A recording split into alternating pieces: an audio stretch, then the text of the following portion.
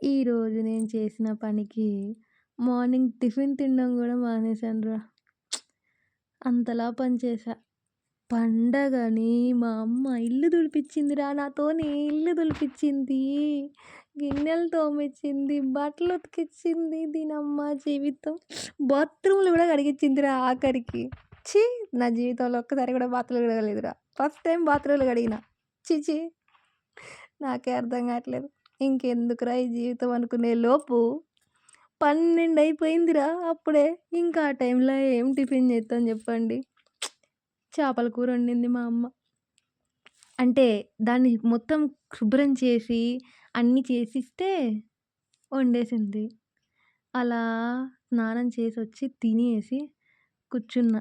ఇంకేముందా అని అనుకునే లోపు అమ్మాయ్ అరిసెలు చేద్దాం రా అనన్నది. ఆ కేకతోటొచ్చిందిరా నాకక్కడ లేని ఇరిటేషను.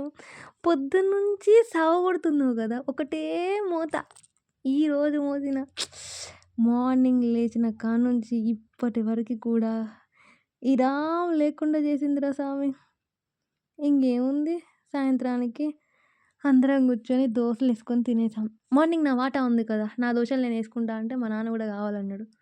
నాన్న నాన్న అని పిలుస్తుంటే ఏదో ఆలోచిస్తున్నాడు మా నాన్న. బహుశా దోసలెప్పుడు తిందామా అని. మీరు నమ్ముతారో నమ్మరో దోస విత్ చేపల పులుసు అద్రి కాంబినేషన్ అసలుకు తెలుసా? మీకెప్పుడైనా వీలుంటే ట్రై చేయండి. చాలామందికి తెలిసే ఉంటది. కానీ నేను కూడా చెప్తున్నా. ఎంత బావుంటది తెలుసా చేపల కూరను, దోస. చాలా చాలా బావుంటది. అవును. మా దగ్గర చలి సంపేత్తంది. యెల్లో అలర్ట్ ఇచ్చారు మాకు. ఇంత చలిలో గూడా నేను లేచి పని చేస్తున్నానంటే గ్రేట్ అని జెప్పుకోవాలి. నేనే కాదు మా నాన్నని జూడండి. నాన్న అనంటే బావుందని జెప్తున్నాడు మా నాన్న. ఎలా ఉంది నాన్న అంటే సూపర్ ఉంది అని జెప్తున్నాడు.